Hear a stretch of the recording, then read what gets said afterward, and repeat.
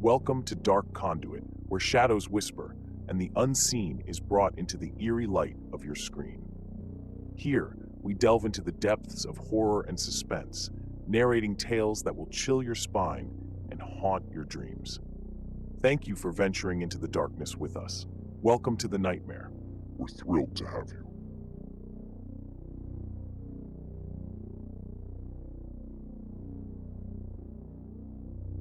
Former park ranger. A few years ago, my friend Tez and I set out on the Great American Road Trip. We were going to drive from New York to Los Angeles, zigzagging through the country for 6 weeks. We were both in our early 20s, pretty broke, and as my mom had been a long-haul trucker, I suggested that to save a ton of money, we should sleep in the back of our hatchback. It was a pretty cozy setup. We bought some blankets and sheets at Goodwill and cut one of them up to make curtains. By the end of the first week, we'd gotten so we could set up camp in about 10 minutes. Luggage moved to the front, curtains up, bedding laid down and out for the night.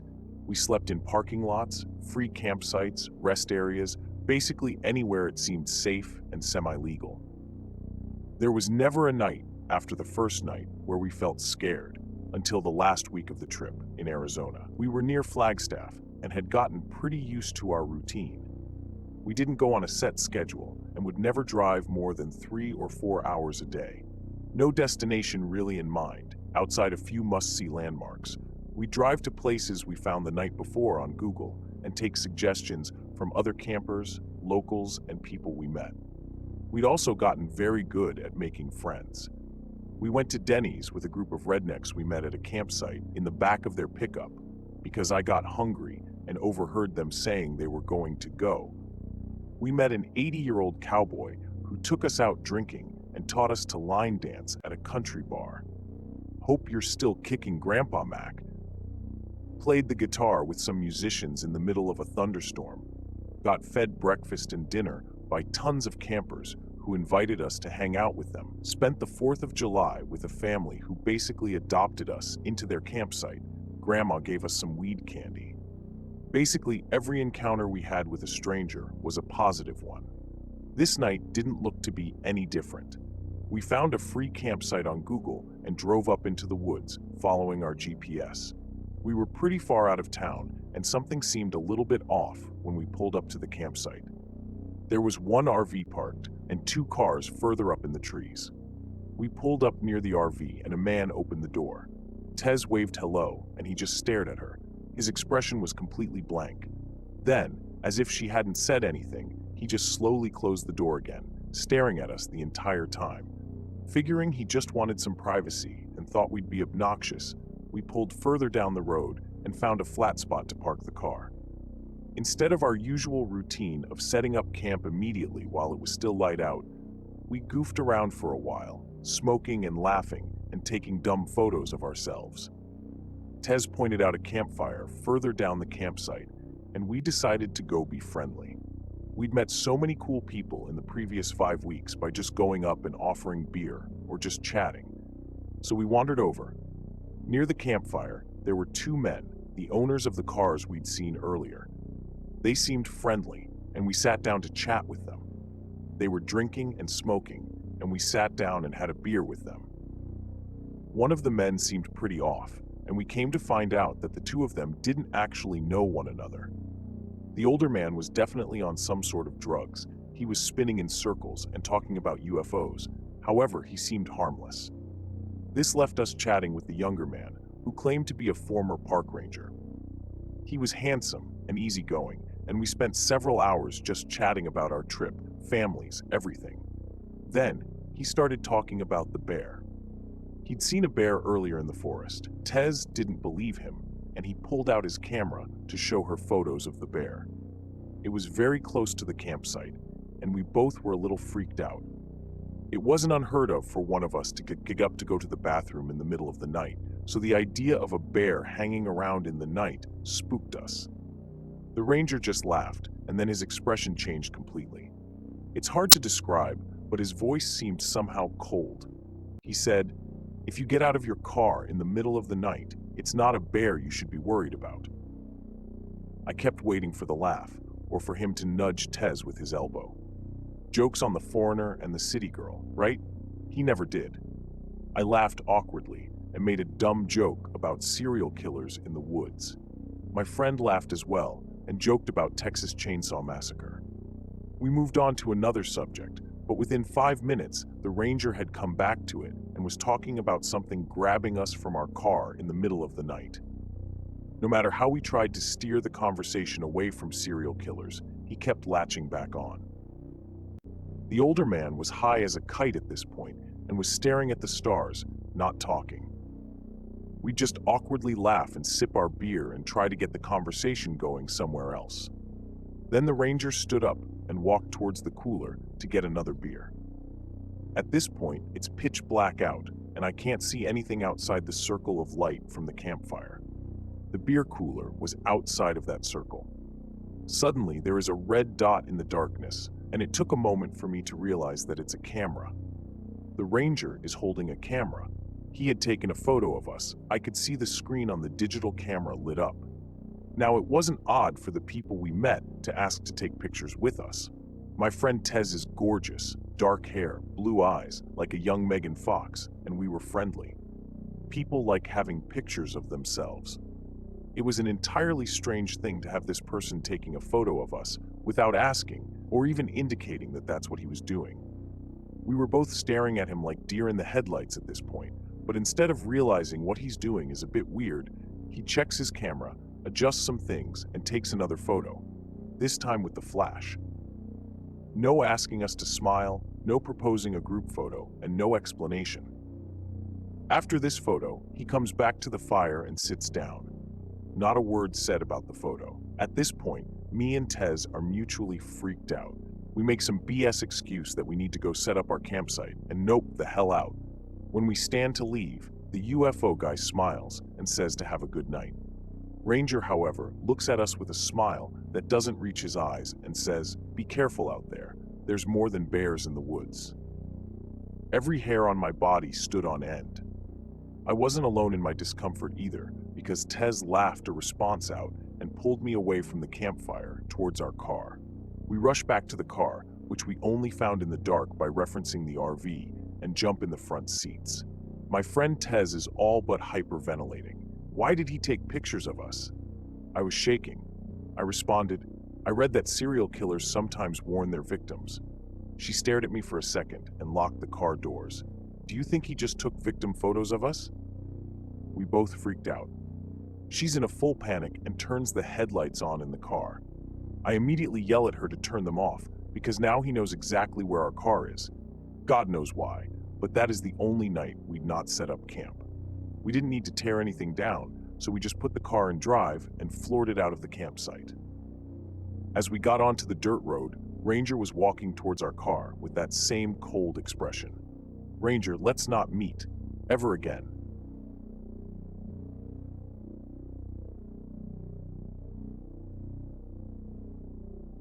I can see you, boy. This happened on a Sunday night when I was about 10 years old in the mid-90s. My family house was on a short street, a dead end created by a railroad track. We had a 3-story house, which was the farthest from the tracks, with windows on every floor, 2 in the basement.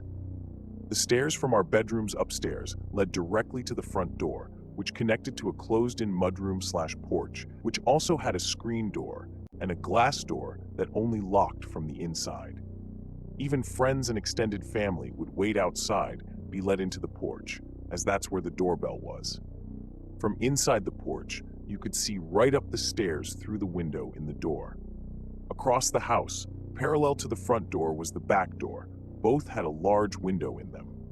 It must have been June because my older brother had a soccer game, and I only had a week of school left. I personally found watching him struggle on the field and being forced to cheer while being eaten by bugs really boring, and I had just gotten a box set of Animorph books I desperately wanted to be alone with. After about an hour of reasoning and pleading, I finally convinced my parents to let me stay at home alone for the first time while they went to the game. They were only going to be gone for a few hours, and although we didn't live in the best neighborhood, our neighbors were close family friends. I'd be fine. Mistake. Usually before a game, we'd all go out and eat together. But since I was staying home, they ordered a pizza from down the street, my brother's favorite.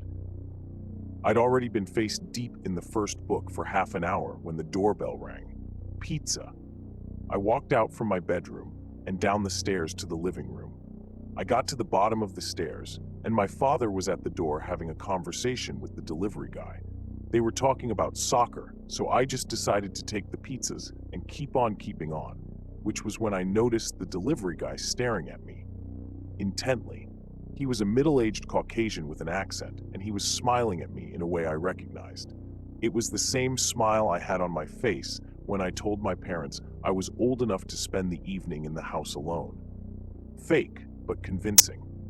I walked past him through the living room to the kitchen and threw the pizzas on the counter and shoved my face into my book. My father talked to him for a few more minutes about sports and then closed the door. My family sat down to eat and chat while I forgot all about them, the food, and the delivery guy. Before they left, around 6:30 p.m., my parents wrote down all the emergency numbers, gave me instructions not to open the door, and headed out with my brother, and I waved them off, excited to finally have the house to myself, if only to read in silence. I locked the main door and headed up to my room to read. It was blissfully quiet, save for the sound of my dog's occasional barking in the backyard. I had just finished the first book and immediately started on the next when the doorbell rang. The doorbell rang, and my dog lost his shit in the backyard. I was up in my bed immediately. I looked at my alarm clock for the first time since they left. It read 8 p.m. My whole family was at the game, and any extended family in the province was as well. No one would be coming over without calling, especially on a Sunday night. The doorbell rang again, and again, again. I remained frozen in place, my book crumpling in my shaking hands. I, for the first time, was completely alone and terrified. My sly kid smile flashed in my mind. I thought I was so clever convincing my parents I wasn't scared to be alone.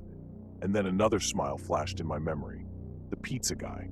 And then the banging started. Loud, successive bangs that rattled me, if not the house. And now from the backyard, my dog was livid. I could hear him barking and whining at the back door. I wanted to call someone, but the only phone was in the kitchen, which involved walking right past the front door. Trapped. Trapped like rats. I panicked. I was scared to leave my room, as my feet would be visible to whomever it was once I entered the hallway. But what if it was just a neighbor or an untimely Jehovah's Witness? I checked the alarm clock again and was surprised that only minutes had gone by and my parents wouldn't be back for an hour and a half, minimum. I'd have to wait it out, so I did. I got up as silently as possible and closed my bedroom door. Eventually, all the barking, ringing, and banging stopped. I waited for half an hour and then opened my door and crept out of my bedroom. Mistake. I crept down the hallway to the top of the stairs, trying to press myself into the far wall, as out of sight as possible. But all the lights were on, and I realized that it was obvious that someone was home. I peered quickly down the stairs and the window, looking through it to the glass porch door, and saw no one. Sweet fucking Jesus, no one was there. I tore down the stairs and ran for the back door and checked outside. Nothing but my dog, who was all too happy to run inside. I let him in through a crack and slammed the door after him, locking it, and I realized it hadn't been locked before. Mistake. I turned to the phone, grabbing it and about to dial my neighbor's number, when my dog started acting like he was going to the vets. A low growl accompanied by a crouch, backing away.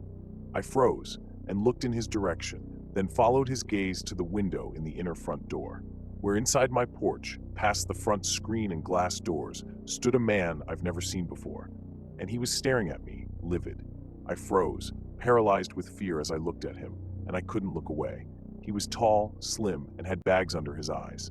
His hair was shoulder length and unkempt. He lifted his hand and placed it on the window, and then looked down as he tried to turn the knob. Twice, but it was locked. I came out of my paralysis the second his eyes left mine, and I moved quickly to the side of the wall that led to the basement stairs. It blocked us from being able to see each other. Hiding felt good. My dog, still in the corner, inched towards me, low to the ground and still growling. I couldn't breathe. My heart was pounding. This couldn't get any worse. Wrong. I saw you, boy. I saw you. Open the door. My stomach nestled in my throat. I started crying. Trapped. Trapped like more rats. I've never really had a flight or fight moment. Only flight or flight. But there was nowhere to go. Back upstairs led right past him, and going down into the basement seemed even more terrifying, as I'd have to walk past the window in the middle of the staircase that looked out into the alley leading to my backyard. I saw you. You can't hide forever. You have to pay. You have to pay. He screamed through the door window, shaking the door as he pulled on it. I thought he would just break the window and unlock the door, so I descended slowly down the steps to the basement, going halfway just to put some distance between us. Mistake. I stood still, waiting, and then silence. For a minute, nothing. And then the sound of the glass door and screen door to the outside opening, and slamming. More silence. My dog straightened out, walked over to the top of the stairs, and then looked right past me, and started growling. I can still see you. I see you. I see you, boy, and you have to pay. I jumped and turned my head, and through the window to the alley, I saw his face. He was laying on the ground, staring at me. I see you. I know you're home. I see you. Nope, bye. I bolted up the stairs to the inner front door, ripped it open, and then locked the glass door to the porch and backed up into the living room, closing the main door behind me, locking that too. I ran to the kitchen and grabbed the phone, unplugged it, and turned back around. He was at the door again, this time outside the porch. I steeled myself and ran up the stairs with the phone, dog in tow, to my parents' bedroom, which was the only room with a working phone jack and a lock on their door. And then the doorbell started to ring.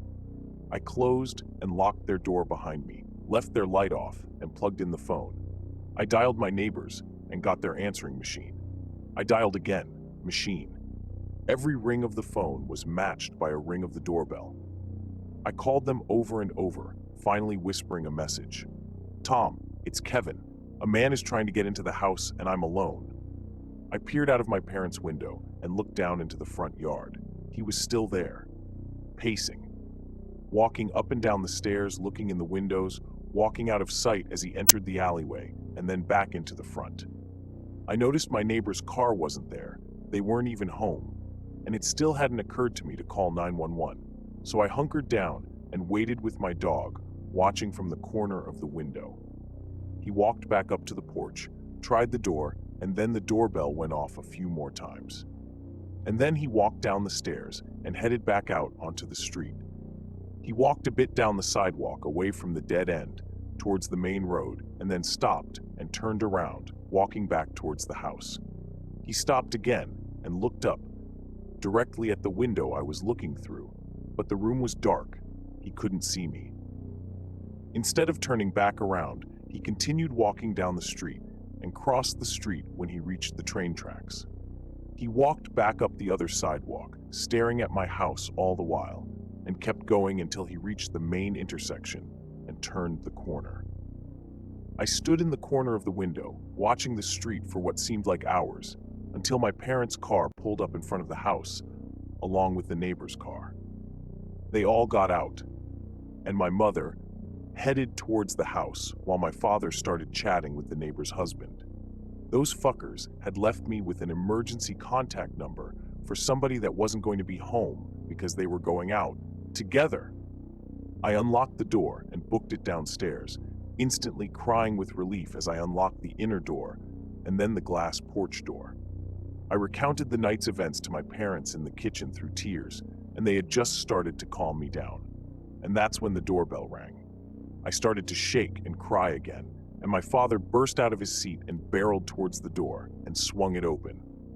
And there he was, the man. He stood there smiling a disgusting smile, and I immediately took off down into the basement. My mother was right behind me. I heard my father and him arguing loudly for a few minutes, and then my father slamming the door. My father called my mother and I back upstairs, and then after I made him promise the man was gone, I walked up and into the kitchen. My father sat me down and explained the situation. Earlier, my father hadn't had enough cash on him for the pizzas. He had told the delivery guy that he would be back in 4 hours, but had to make the game and didn't have time to get more cash. The delivery guy agreed, wished my brother good luck in his game, and then had passed the message on to the guy who would be working the closing night shift. That delivery guy had misunderstood, thinking that he was to return immediately and collect payment. He explained it all to my father as if he had rang the doorbell a few times and then had left. Not that he had been circling the house terrifying me for over an hour. He told my father he wasn't sure if anyone was home, so he looked around back, but only saw my dog, so he left, only returning, coincidentally, minutes after my parents returned, armed with a convincing story. Kids have such an imagination. Sorry that I frightened him. I called bullshit, but my parents didn't believe me. Suffice it to say, I brought my books with me to every soccer game after that.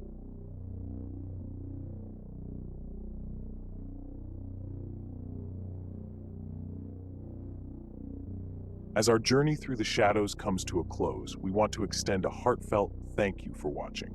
Your presence illuminates the darkest corners of our tales, and it's you, our brave viewers, who make Dark Conduit truly alive. Remember, if tonight's tale has left a whisper in your ear or a shadow in your heart, support us by hitting that like button and sharing your thoughts in the comments. Every like, comment, and share helps us keep the lanterns burning and the stories flowing. And if you haven't yet, consider subscribing to become a permanent traveler in our eerie adventures. Until next time, keep the lights dim and your curiosity alight. Thank you, and good night from Dark Conduit.